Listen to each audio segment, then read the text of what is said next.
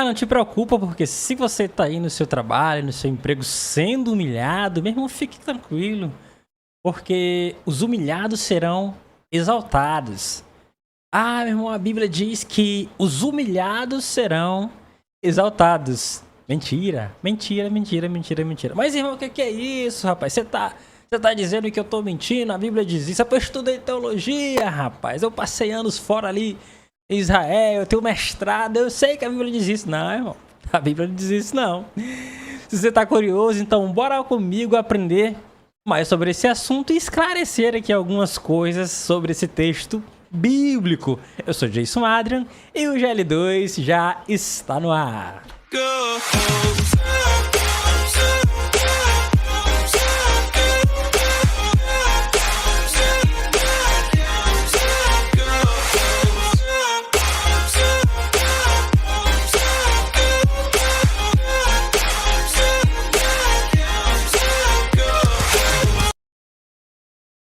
Muito bem, pessoal, estamos aqui com mais um assunto que é sobre a questão da humilhação. E o texto base que nós vamos usar para isso é Gênesis 16 e o versículo de número 9, porque é um assunto que é muito comentado aqui entre os cristãos e com certeza em algum momento, talvez um culto de rua, ou seja, um culto em um evento festivo, você já deve ter visto ali, né, o pregador emocionado no calor do culto, aquela coisa toda, de repente ele solta essa, né?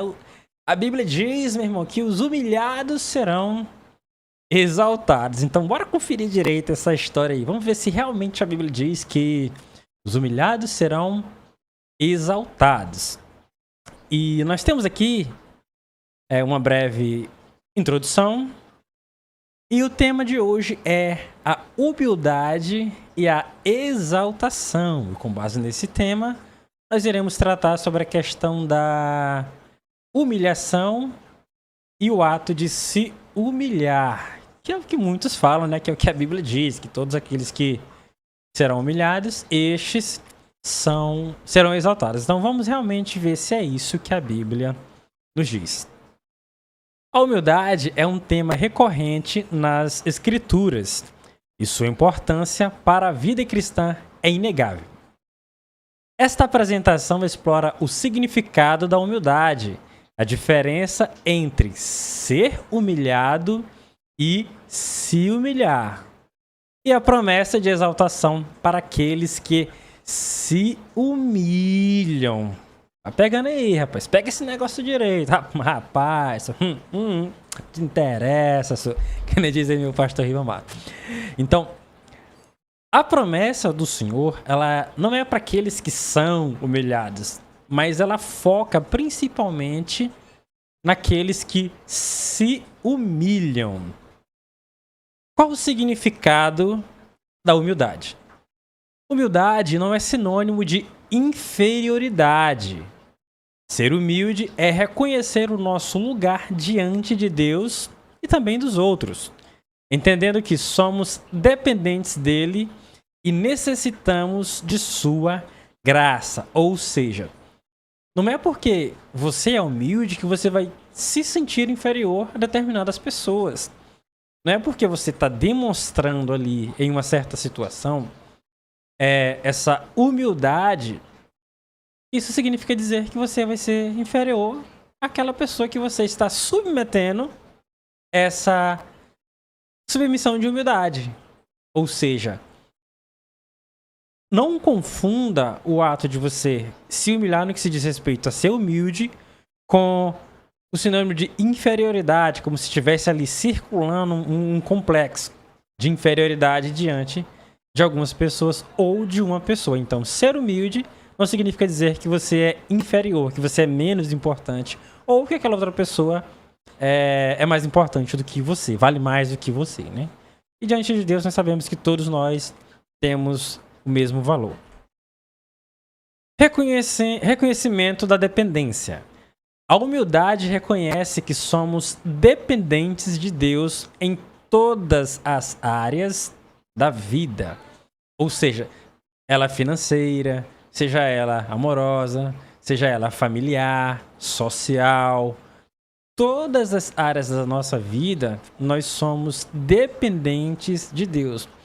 Porque nós só as temos justamente por causa da graça de Deus sobre nós, por causa da sua misericórdia. E em toda ela, principalmente espiritual, nós somos dependentes de Deus. E como é que nós garantimos essa nossa dependência de Deus? É principalmente quando nós reconhecemos que sem Ele nós não somos nada e muito menos deveríamos estar aqui. Então, a submissão a Deus, a humildade que nós temos para com Ele, mostra a nossa total dependência que temos dele, do ser criador dos céus e da terra. Submissão à vontade divina. A humildade leva-nos a submeter a nossa vontade à vontade de Deus, reconhecendo sua soberania. Olha que dado interessante aqui. Quando nós submetemos a nossa vontade à vontade de Deus, nós estamos reconhecendo a soberania que Deus tem sobre a nossa vida. E quando Deus olha para um de seus filhos com esse tipo de atitude, como ele não vai ser chamado a atenção, ou como ele não terá a sua atenção voltada para uma pessoa que tem essa submissão, reconhecendo que essa pessoa é dependente de Deus, tá bom? Então, ser humilde é nos submetermos à vontade de Deus, é fazer com que a nossa vontade passe a ser a vontade de Deus. Ausência de arrogância. A humildade se caracteriza pela ausência de arrogância e pelo desejo de servir aos outros, vale ressaltar que não é você se inferiorizar a outras pessoas, mas é também servir ali, demonstrando a sua humildade, o seu respeito que você tem para com aquela pessoa. Então, isso é ser humilde, é reconhecer a dependência que nós temos de Deus, é submeter a nossa vontade à vontade de Deus e também é a ausência de arrogância. Agora vamos para o título aqui. Gênesis 16, versículo 20. Na verdade não é bem o 20, né? Seria o 9. A gente vai só arrumar aqui rapidinho, porque não é o 20, é o versículo de número 9. Eu não sei nem porque, na verdade, porque que esse 20 apareceu aqui, né? Eu não sei porque que esse 20 apareceu aqui, que não era pra ser 20. Mas a gente arruma mesmo aqui ao vivo, direitinho. E aí vamos voltar aqui pro nosso texto, tá bom? Pronto, aí rapaz. Gênesis 16, o versículo de número 9. O texto diz o seguinte, na Bíblia King James atualizada. Então o anjo do Senhor orientou-a, abre aspas, volta para tua senhora e ser-lhe submissa. Eu peguei aqui também uma outra tradição que é pra gente ver a forma que cada uma coloca essa questão do se humilhar. Na King James nós vemos que ela diz que nós temos que ser submissa à sua senhora, naquele contexto, né? Já a João Ferreira de Almeida atualizada, ela vai dizer o seguinte, disse-lhe o anjo do Senhor, torna-te para tua senhora e humilha-te debaixo das suas mãos. Vamos entender um pouquinho esse contexto aqui de Gênesis capítulo 16. O que fala na verdade aqui esse 16? O que estava acontecendo ali? Nós sabemos que o Gênesis 16, ele fala exatamente sobre a história do nascimento de Ismael. E aqui em Gênesis 16 nós vamos ver que este capítulo ele nos revela aqui os detalhes da ocasião em que Sara ofereceu-se para Abraão para ser sua serva egípcia e Agar, para que ela pudesse ali lhe dar um filho. Só que o capítulo 16 do livro de Gênesis ele é muito importante, principalmente aqui nessa compreensão, para a sequência dos eventos seguintes e também, além desse, que é o que nós estamos tratando aqui hoje. Além dessa ocasião, Gênesis também ele é um dos textos bases que é utilizado ali pelo próprio apóstolo Paulo, né, no Novo Testamento, em sua carta aos Gálatas, que é onde ele vai explicar que os crentes eles não estão mais sobre a servidão do pecado e debaixo da maldição da lei, que é um registro que está ali em Gálatas 4, capítulo 21, Gálatas 4, dos versículos 21 até o versículo de número 31. E Paulo, ele enxerga ali uma importância na alegoria do drama familiar de Abraão, que começa ao ser narrado em Gênesis 16, ou seja, os eventos históricos registrados nesse capítulo, eles tiveram também um significado bem mais profundo. Para a gente entender aqui o ápice do capítulo 16, a gente também precisa voltar um pouquinho para o capítulo de número 15, que é um momento onde Abraão ele estava um pouco preocupado, porque ele pensava que teria de fazer ali um de seus servos o herdeiro de sua casa. Só que Deus ele firma uma aliança com ele e lhe promete uma descendência. Só que a questão aqui é que Abraão ele já tinha a idade um pouco avançada e sua esposa era estéril. E começa exatamente no versículo 1 do capítulo 16 do livro de Gênesis. E foi então que Sara ela demonstra ali toda a sua impaciência. E diante da impossibilidade de gerar filhos, ela oferece a Abraão a sua própria serva, que era, naquele contexto, Agar, uma mulher egípcia. Só que ela não era uma escrava comum, mas ela era ali uma serva pessoal da esposa do chefe da casa.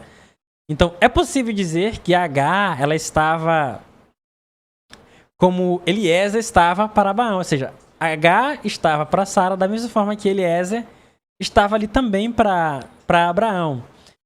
Que, apesar dela ser uma praticamente ou completamente estranha ali aos nossos dias, a época daquela região, um homem garantir sua descendência através de uma serva era um costume muito comum.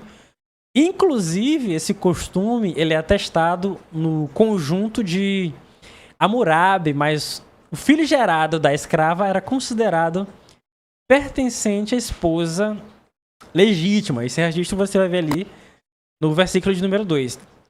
Então, no entendimento de Sara, ela pensava que poderia resolver essa situação da família recorrendo a esse antigo costume.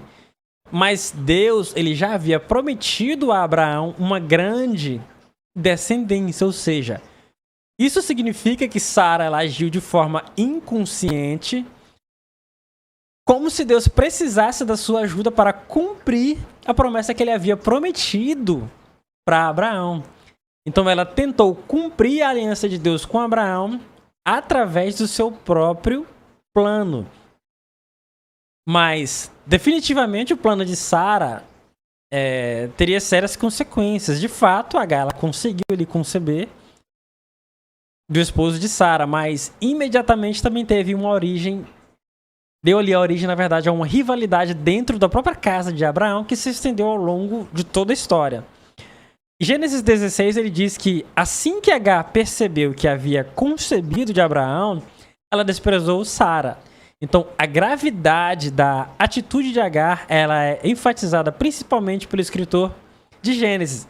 Então, a palavra hebraica que é aplicada para ela, traduzida como desprezou, também pode significar amaldiçoou. E ao ser desprezada por Agar, Sara, ela recorre a Abraão e lhe contatou o que estava acontecendo naquele momento dentro da sua própria casa. Então, Abraão, ele respondeu que ela tinha total autoridade sobre Agar e poderia fazer o que melhor lhe parecesse, ou seja, aquilo que fosse melhor aos seus olhos, a forma que ela achava melhor de agir, ela estava autorizada para assim agir. E daí o texto bíblico ele diz que Sara humilhou Agar e ela fugiu para o deserto. E é exatamente neste momento que nós chegamos no versículo 9, que é o que está aí na tela. Então o anjo do Senhor orientou-a, na King James, volta para tua senhora e se-lhe submisso, ou seja, submeta-se a ela. Só que quando o anjo pergunta de onde ela vem, ela não fala, né? Ela só diz que para onde via. E aí a gente tem essa questão, no caso da Sub James, essa questão da submissão. Porque uma pessoa que ela não se submete a esse senhorio, a esse senhor, ela uma pessoa que não tem destino, ela não sabe para onde vai. E na João Ferreira de Almeida nós temos o seguinte: disse-lhe o anjo do Senhor, torna-te para tua senhora e humilha-te debaixo das suas mãos.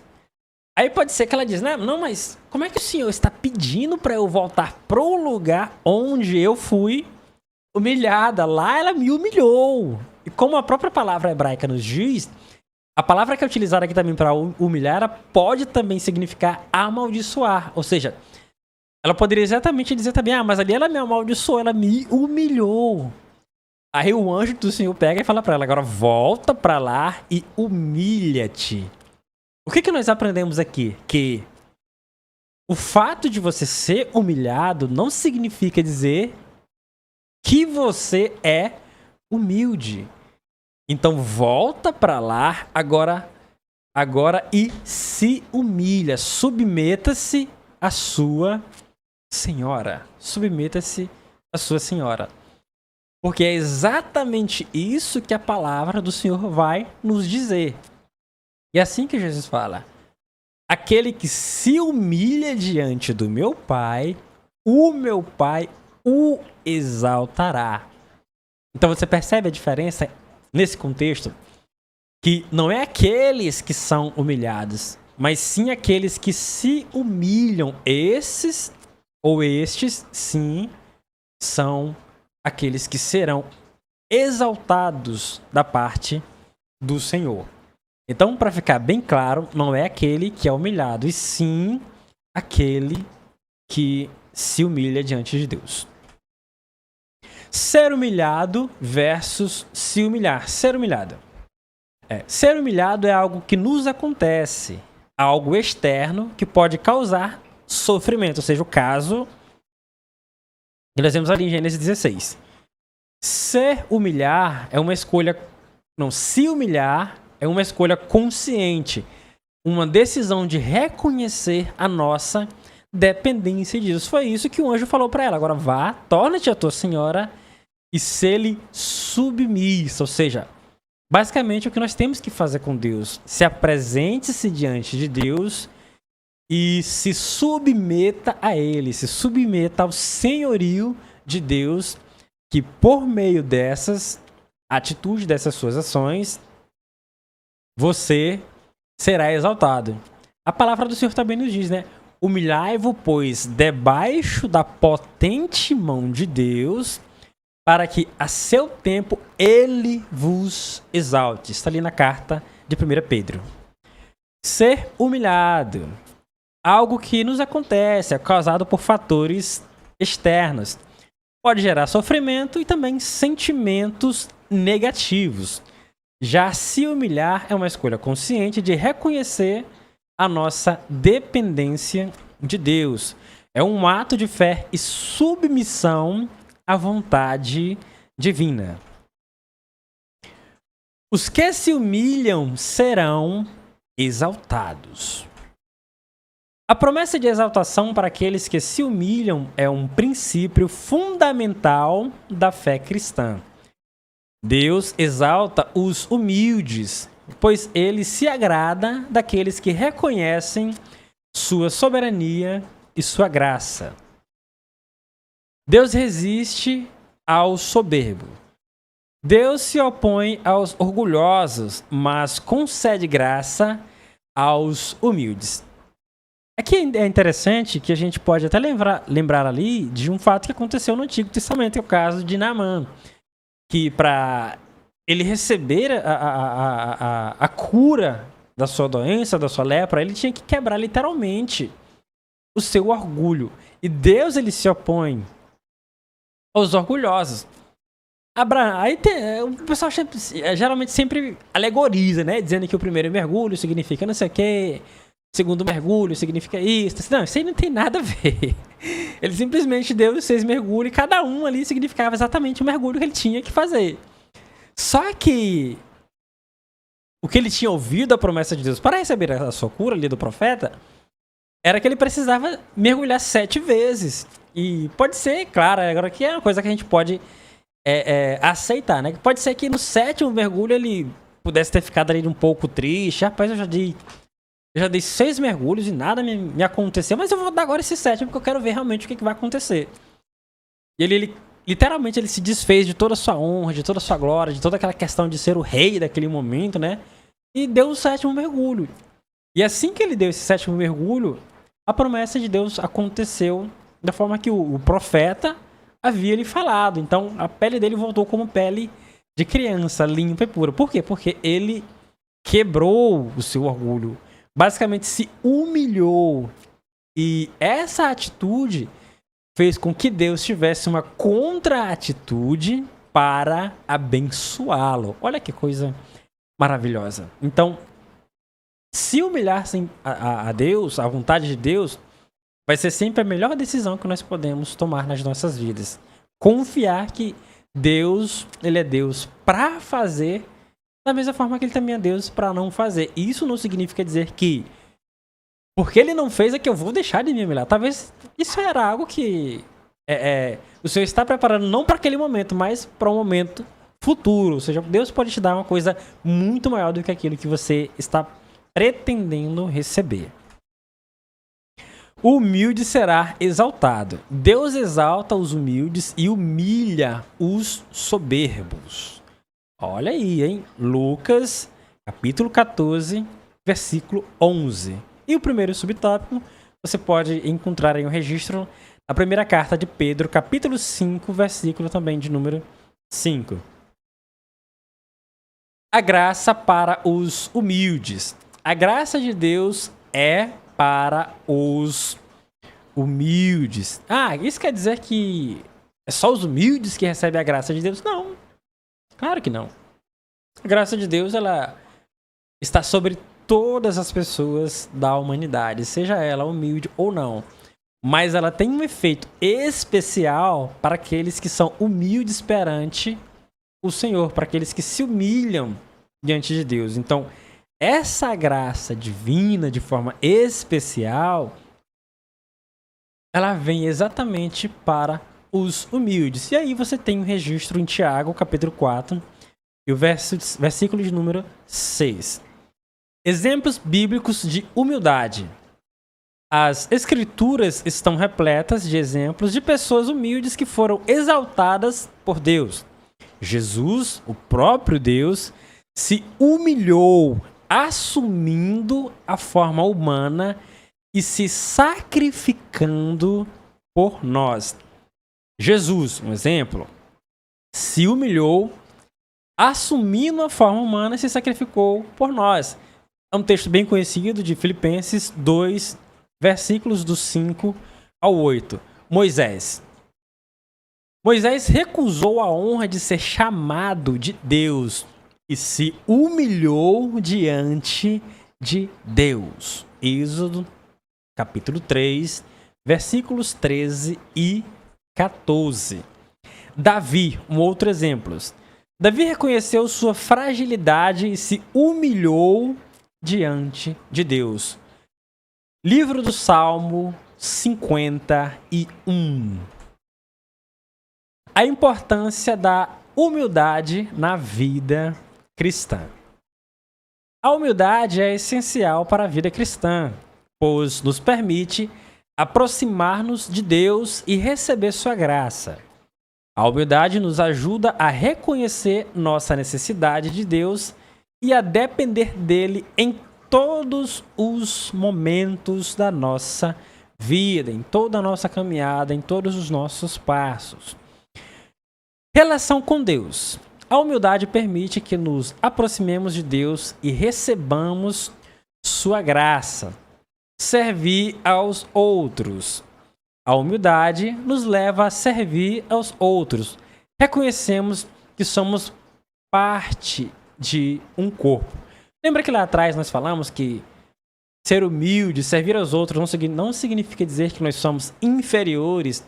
Ao fazer isso também, nós reconhecemos que somos parte de um corpo. Beleza? Evitar o orgulho. Ser humilde na vida cristã nos permite evitar também o orgulho que há, querendo ou não, dentro de nós. A humildade nos protege do orgulho que nos separa de Deus e dos outros. A pessoa que ela é muito orgulhosa, que é soberba, que ela é arrogante, obviamente que ela vai se separar de outras pessoas. E em alguns contextos, ela até se acha superior a algumas pessoas, né?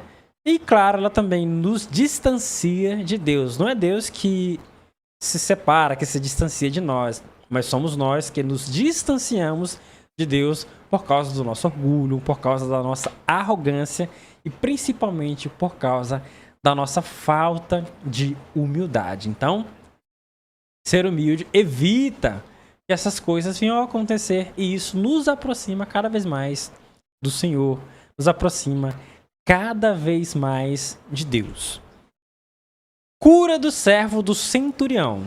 A cura do servo do centurião, descrita em Mateus 8, versículos 5 a 13, é um exemplo notável de como a fé e a humildade podem mover a mão de Deus. Fidelidade. O centurião era um homem fiel e respeitava os líderes judeus. Humildade. O centurião reconheceu a autoridade de Jesus e permitiu humildemente sua ajuda. E por fim, a fé.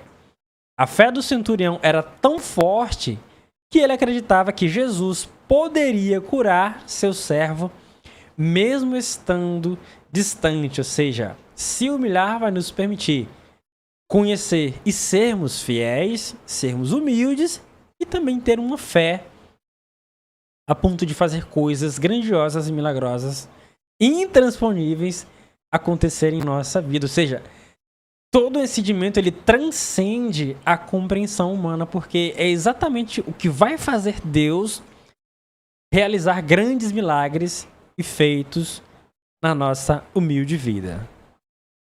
Cura do cego de Jericó.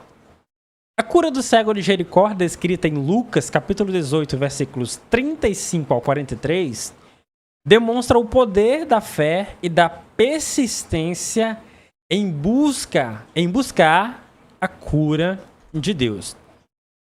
Aí nós temos um fator, a cegueira.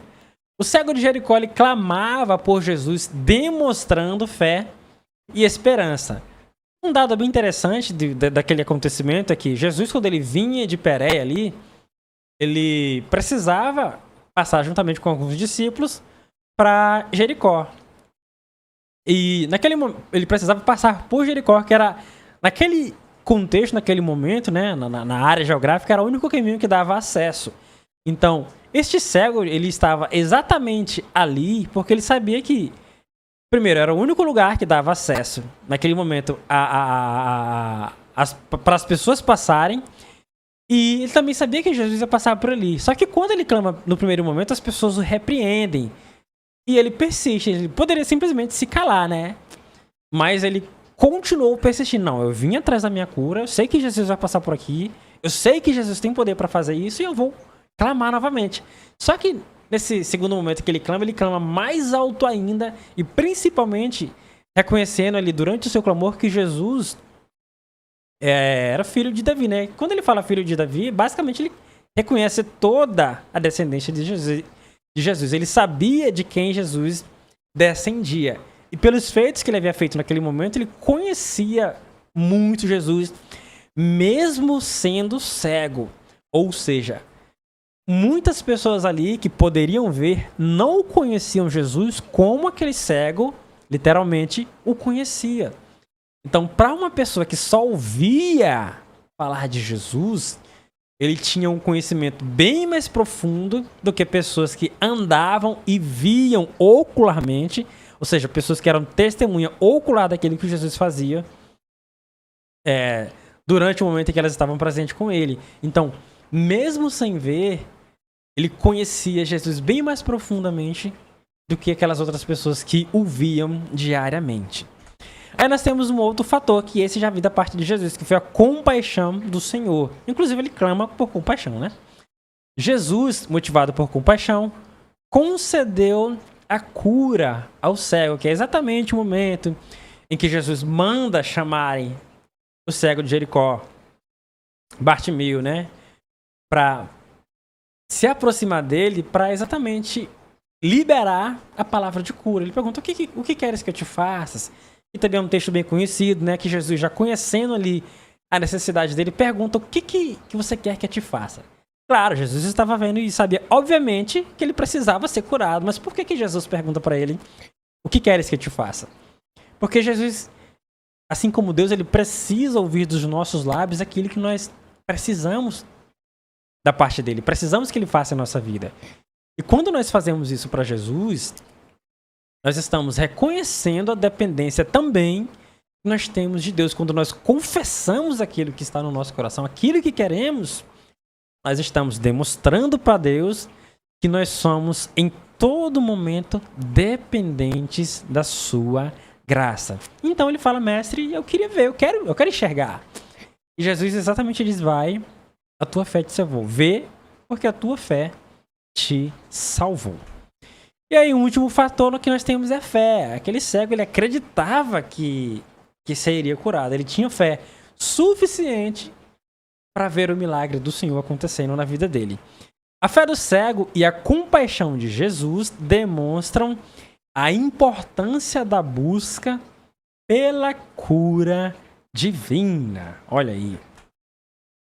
A multiplicação dos pães e peixes também é um outro exemplo. A multiplicação dos pães e peixes, descrita em Marcos 6, dos versículos 30 ao 44, é um exemplo de como Deus pode suprir nossas necessidades através de milagres, mesmo quando nossos recursos são limitados. E aí a gente pode ver que com apenas 5 pães e 2 peixinhos, deu para alimentar uma grande multidão e ainda sobrou pães e peixes. Pequena quantidade. Jesus tinha apenas 5 pães e 2 peixes para alimentar milhares de pessoas. E isso não foi algo que o impedisse de realizar também um milagre naquele momento. E a multiplicação. Jesus multiplicou os pães e peixes, provendo alimento para todos. Ou seja, ninguém ficou sem se alimentar. E aqui nós temos uma pequena conclusão da fé e a humildade. A fé e a humildade são virtudes essenciais para a vida cristã, abrindo portas para a graça de Deus e a experiência de seus milagres. Isso nos possibilita termos uma fé inabalável, que é exatamente a fé que nos leva a confiar em Deus e em sua capacidade de agir em nossas vidas. E também uma humildade autêntica, que é o que nos permite reconhecer nossa dependência de Deus e buscar sua orientação. E a graça e milagres, ou seja, a fé e a humildade nos aproxima de Deus, abrindo caminho para a sua graça e também seus milagres. E com isso, nós chegamos ao final da live de hoje e entendemos de uma forma mais clara que não é aqueles que são humilhados, mas sim aqueles que se humilham diante de Deus é que serão exaltados. E só relembrando aqui para finalizar novamente o que está escrito na primeira carta de Pedro, capítulo 5: humilhai-vos, pois, debaixo da potente mão de Deus, para que a seu tempo ele vos exalte. Até o próximo vídeo. Até a próxima. Deus continue nos abençoando. Valeu. Tchau, tchau.